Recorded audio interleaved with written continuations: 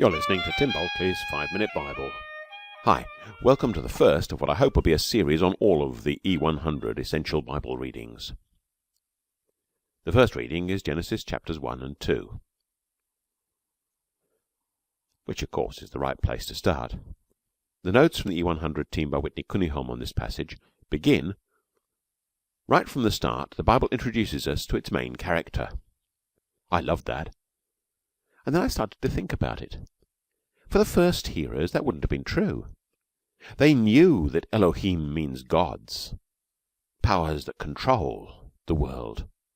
So when they read Bereshit bara Elohim, in the beginning, gods created, they didn't need to be introduced to the main character. What they needed was to discover that the main character was quite strikingly different from what they had always heard, from what they knew. In their world, everyone knew that Elohim was plural, gods, and that the world was controlled by a whole bunch of powers. The god of this, the god of that, the god of the other. And here in this chapter they discover gradually different. This Elohim is radically singular. Our world's different from that. We don't need to learn that God is singular. That we assume. We need to learn about God. We need to be introduced to the main character of the Bible. We don't have gods to unlearn. Either way, those very first words are really important. The second paragraph of the notes, I'm afraid, is just plain wrong. It says that next the Bible tackles the question, how do we explain the origins of the universe? It doesn't. This isn't a just so story, not even one dictated by God. It tackles the bigger questions. Why are we here?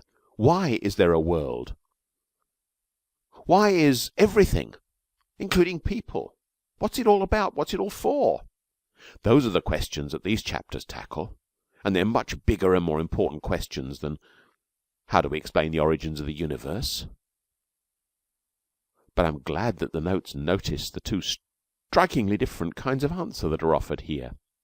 And maybe that explains why in this reading package of 100 passages, these two chapters are put together as just one reading, rather than being read separately. The book calls these two the big picture, that's chapter 1, up to verse 3 or so of chapter 2, and the human interest story, and those are quite good titles for them, because chapter 1 does give us the big picture. Majestic, glorious. And chapter 2 does give us a very interested in humans story. When I'm introducing these chapters to people, I very often get them to do an exercise of drawing on a big sheet of paper a strip cartoon that tells the story of each of these two chapters. And when you do that, and you look at what you've drawn, and you talk it through, and you ask the question, what's this telling us? You notice that in both chapters, there is a strong focus on God as creator. And that's something that our world needs to learn and relearn and discover again. And you also discover that there is a strong emphasis in both chapters on why humans are made. In chapter 1, it's to reflect God's rule. We're made for worship, and we're made as partners with God and with each other. And in chapter 2, it's for relationship with each other and with God, though for the and with God you probably need to read on into chapter 3, which you'll be getting tomorrow. So in both chapters, also notice that humans have a special responsibility for the rest of creation. These chapters tell us that we are special. It's not just speciesism. We're special. But we're caretakers and not owners of the rest of creation. Now, that provides the foundation for a strikingly, radically ecological theology.